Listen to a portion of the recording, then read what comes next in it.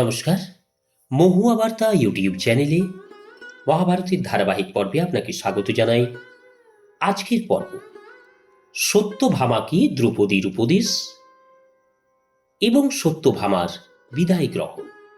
চ্যানেলে যারা নতুন তাদের অনুরোধ জানাবো চ্যানেলটি সাবস্ক্রাইব করে মহাভারতের ধারাবাহিক পর্বগুলো শ্রবণ করুন। আসুন আজকের পর্ব শুরু করি। দ্রৌপদী বললেন, সত্যভামা, স্বামীর হৃদয়ে বশে রাখার নির্দোষ পথ তোমায় জানালাম। তুমি যদি এই পথ অনুসরণ করো তাহলে স্বামীর মন সততই তোমার দিকে আকর্ষিত হবে। স্ত্রীদের জন্য ইহলোক এবং পরলোক পতির ন্যায় আর কোনো দেবতা নেই। তিনি প্রসন্ন হলেই নারী সর্বপ্রকার সুখ লাভ করতে সক্ষম, আর তিনি অসন্তুষ্ট হলে সব সুখ মাটিতে মিশে যায়। হে সাধ্বী, সুখের দ্বারা কখনো সুখ লাভ করা যায় না। দুঃখই সুখ প্রাপ্তির সাধন।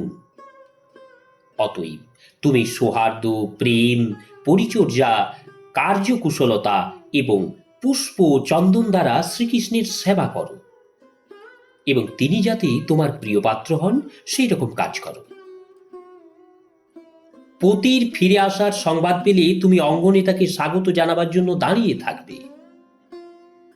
ভিতরে এলে আসন এবং পা ধোয়ার জল দিয়ে আপ্যায়ন করবে। তিনি যদি দাসীকে কোনো কাজের জন্য আদেশ দেন তুমি নিজে উঠে সেই কাজ করবে। শ্রীকৃষ্ণের যেন মনে হয় তুমিই তাকে সর্বভাবে কামনা করো। তোমার পতি যদি এমন কোনো কথা তোমাকে বলেন যা গুপ্ত রাখার প্রয়োজন নেই, তবুও তুমি তা কাউকে বলবে না।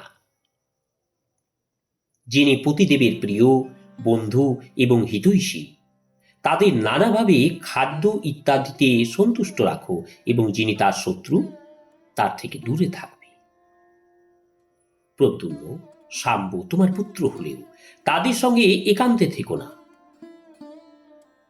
যেসব নারীরা কুলীন, সতী এবং দোষ বর্জিত, তাদের সঙ্গেই তোমার ভালোবাসা হওয়া উচিত। ক্রূর, কলহপ্রিয়া, ভোজনপটু, চোর, দুষ্টা এবং চঞ্চল স্বভাব সম্পন্না নারীদের থেকে দূরে থাকবে। এইভাবে তুমি তোমার পতির সেবা করো। এর ফলে তোমার যশ এবং সৌভাগ্য বৃদ্ধি পাবে, অন্তকালে স্বর্গলাভ করবে এবং দুরাচারিণীরা পরাজিত হবে। সেই সময় ভগবান শ্রীকৃষ্ণ মার্কণ্ডেয় মুনির সঙ্গে এবং মহাত্মা পাণ্ডবদের সঙ্গে নানা প্রকার আলাপ আলোচনা করছিলেন। তিনি দ্বারকায় ফিরে যাওয়ার জন্য রথে উঠতে গিয়ে সত্যভামাকে ডাকলেন। সত্যভামা তখন দ্রৌপদীকে আলিঙ্গন করে নানা স্নেহপূর্ণ এবং প্রিয় কথা বললেন। তিনি বললেন, কৃষ্ণা, তুমি চিন্তা করো না, ব্যাকুল হইও না, রাতভর জেগে থেকো না। তোমার দেবতুল্য পতিরা আবার নিজ রাজ্য ফিরে পাবেন। তোমার মতো শীল সম্পন্না সম্মানিয়া নারী বেশি দিন দুঃখ ভোগ করতে পারে না। আমি মুনি ঋষিদের কাছে শুনেছি যে তুমি নিশ্চয়ই নিষ্কণ্টক হয়ে পতিদের সঙ্গে রাজ্য ভোগ করবে। তুমি দেখবে অতি শীঘ্রই দুর্যোধনকে বধ করে মহারাজ যুধিষ্ঠির পৃথিবী জয় করবেন। তোমার দুঃখ দেখেও যারা তোমার প্রিয় কাজ করেছে, জেনে রেখো তারা সকলেই নরক ভোগ করবে। যুধিষ্ঠির, ভীম, অর্জুন, নকুল, সহদেব থেকে যে তোমার প্রতিবিন্ধু, শ্রুতসোম, শ্রুতকর্মা, শতানিক এবং শ্রুতসেন নামক 5 পুত্র জন্মগ্রহণ করেছে, তারা সকলেই শস্ত্রবিদ্যায় নিপুণ বীর। তারা অভিমন্যুর মতোই অত্যন্ত আনন্দে দ্বারকায় রয়েছে। সুভদ্রা তোমার মতোই স্নেহে তাদের দেখাশোনা করেন। তিনি কোনো প্রকার ভেদভাব না করে সকলকেই আদর যত্নে রাখেন। প্রদ্যুম্নের মাতা রুক্মিণীও তাদের সব আবদার পূর্ণ করেন।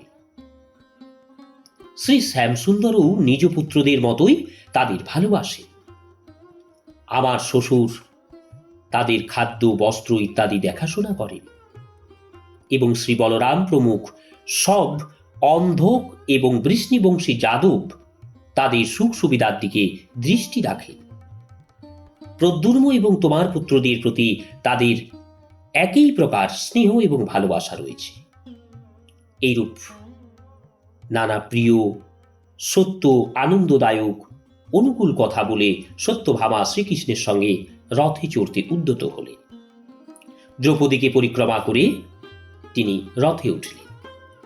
শ্রীকৃষ্ণ মৃদু হাস্যে দ্রৌপদীকে সান্ত্বনা দিলেন এবং রথে করে দ্বারকায় ফিরে গেলেন। নমস্কার।